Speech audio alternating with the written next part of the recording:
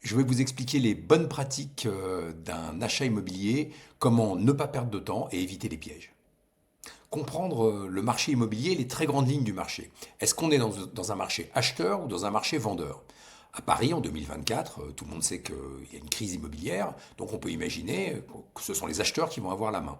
Oui, sauf sur une toute petite frange du marché immobilier, qui est le marché des beaux appartements, des appartements exceptionnels, des appartements qui ont des très belles rénovations. Sur cette frange du marché immobilier, ce sont les vendeurs qui sont encore les maîtres. L'investissement immobilier est-il un bon investissement? Si vous achetez sur du moyen ou du long terme, c'est un investissement qui est extrêmement sûr. Si vous regardez les courbes des prix immobiliers sur le marché parisien depuis une cinquantaine d'années, vous verrez en fait que les crises, on en a régulièrement, mais elles sont plus ou moins longues. Les plus longues sont d'une durée d'environ 5 ans, comme la crise de 91, qui était une crise très lourde. En ce moment, ça fait quasiment 2 ans qu'on est dans une crise immobilière. Mais si vous gardez votre bien suffisamment longtemps, vous allez très vraisemblablement réaliser de belles plus-values. Et en tout cas, votre argent sera placé sur un marché où les pertes de valeur restent relativement faibles. Première pratique importante, lorsque vous allez acheter un appartement, il faut d'abord valider votre financement. Vous savez le budget que vous avez envie d'investir dans votre appartement ou dans votre maison. Allez voir votre banquier ou votre courtier et vous validez avec lui le type de financement que vous allez faire. Quel va être votre apport personnel, quelles vont être vos mensualités et le taux qu'il va vous proposer. Une fois que ce point est réalisé, que vous savez très précisément ce que vous allez faire et comment vous allez acheter, vous pouvez commencer la recherche. Vous allez vous confronter aux annonces immobilières. Elles ne sont pas toujours simples à lire. Il y a beaucoup de portails immobiliers. Il va falloir que vous sachiez lire entre les lignes. Ce qui est important, c'est de ne pas perdre de temps. Il faut vraiment éviter les visites inutiles parce que c'est démoralisant.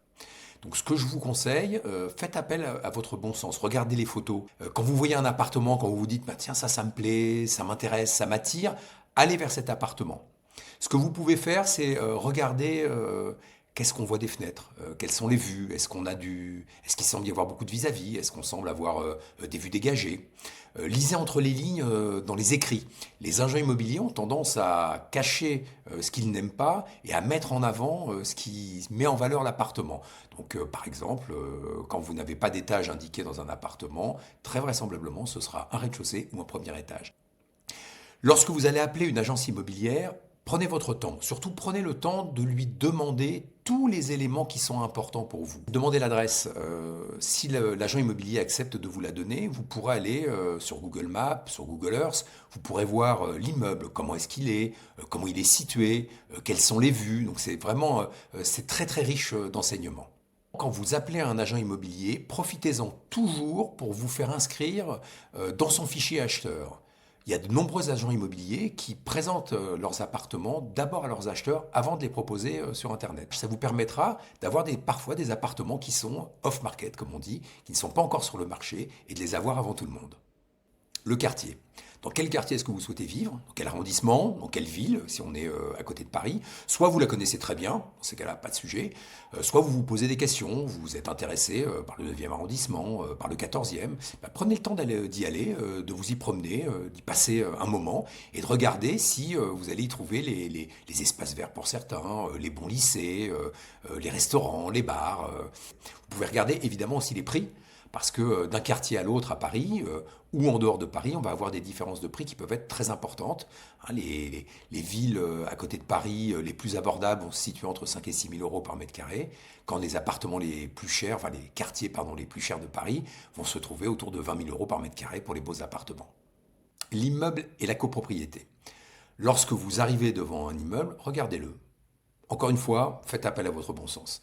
Regardez la façade. Est-ce qu'elle est bien? Est-ce qu'elle vous semble propre? Est-ce qu'elle vous semble sale? Est-ce qu'elle semble dégradée? Alors, il faut savoir qu'à Paris, il y a une obligation tous les 10 ans de ravaler. Donc le ravalement n'est pas quelque chose qu'il faut fuir, hein, étant donné qu'il va obligatoirement y en avoir. Dans la réalité, on est plutôt sur des ravalements tous les 15 ou 20 ans des immeubles. Lorsque vous rentrez dans l'immeuble, regardez s'il est bien entretenu. Est-ce que la cage d'escalier est propre? Est-ce que les éclairages fonctionnent? Est-ce que vous vous y sentez bien? C'est vraiment aussi très important. Ce sont des signes qui vont vous montrer si une copropriété est bien tenue ou pas. Une copropriété bien tenue, c'est très rassurant parce que ce sont des coûts qui sont contrôlés généralement. Lorsque vous rentrez dans l'appartement, sachez qu'une décision d'achat se prend très rapidement. En général, on considère que c'est 30 secondes, une minute. Donc faites confiance aussi à votre instinct, à votre feeling. Vous rentrez dans un appartement, vous vous sentez bien, ça c'est un super signe. Si vous avez un mauvais pressentiment, mauvais feeling, faites-vous confiance, passez à autre chose assez rapidement. Prenez le temps de regarder les éléments qui sont importants pour vous. Pour ce qui est clarté, ensoleillement, je vous conseille une petite application qui s'appelle Sun Surveyor, qui vous permet de connaître l'ensoleillement dans chacune des pièces, suivant les heures du jour et les jours de l'année. Donc c'est vraiment très instructif. Pour ce qui est du calme, prenez votre temps, demandez éventuellement à l'agent immobilier un moment de calme pour vraiment évaluer le niveau sonore que vous avez dans l'appartement, avec les fenêtres ouvertes et avec les fenêtres fermées. Vous pouvez aussi, si vous avez un doute sur des bruits qui pourraient venir de la copropriété, bah, c'est pas mal de visiter l'appartement dans des moments où il y a le plus de mouvement. Alors en général, tôt le matin ou en fin de journée. Bah, on sait que les immeubles récents, à partir des années 90, années 2000, en général, ils ont été construits avec de bonnes normes acoustiques. On a beaucoup moins de problèmes. Les immeubles anciens, les immeubles des années 70 peuvent être plus ou moins bien sonorisés. Vérifier que le plan de l'appartement est harmonieux est un point important. Est-ce qu'il y a une bonne circulation entre les pièces? Et il y a des points à éviter, les chambres en enfilade, c'est-à-dire ce sont deux chambres, il faut que vous passiez dans l'une pour aller dans l'autre. Une chambre dans laquelle, pour y entrer, il faudrait passer par une salle de bain. Des cuisines dans l'entrée, c'est pas formidable non plus. Et puis les pertes de place, parfois, avec de très grands couloirs ou de grandes entrées. Alors, les couloirs ou les grandes entrées peuvent parfois donner une sensation de volume, donc ça peut être intéressant. La hauteur sous plafond, c'est évidemment très agréable d'avoir des appartements avec de grands volumes. À Paris, les immeubles récents, on a des hauteurs qui se situent entre 2,50 m et 2,70 m en général. Et dans les immeubles anciens, on a un peu de tout. Mais les hauteurs qui commencent à être agréables, c'est minimum 2,60 m. Et puis dès qu'on est sur du 2,90 m, 3 mètres ou au-dessus, là on a vraiment des volumes très importants et qui peuvent être très beaux et très agréables. Pour évaluer les travaux, le coût de travaux d'un appartement, le mieux est quand même de se faire accompagner par un professionnel, soit par un entrepreneur, soit par un architecte, éventuellement par un chasseur immobilier aussi, parce qu'il va être de votre côté, il va vraiment vous donner les coûts réels. Faites attention de ne pas sous-estimer ces coûts lorsque vous allez faire une offre d'achat, parce que ça pourrait rendre votre acquisition un petit peu complexe après. Lorsqu'un appartement vous intéresse, ne tardez pas, hein, il n'y a pas de raison de prendre vraiment son temps. Faites une offre d'achat, entrez en négociation. Le seul point qui pourrait vous faire prendre du temps, c'est que si vous voyez un appartement qui vient d'arriver sur le marché et que vous souhaitez le négocier de façon assez importante, c'est pas utile de faire une offre tout de suite. Attendez 15 jours, 3 semaines. Si l'appartement est toujours là, ça veut dire qu'il y aura peut-être une possibilité de négocier. L'offre d'achat que vous allez faire, il faut la soigner, c'est important.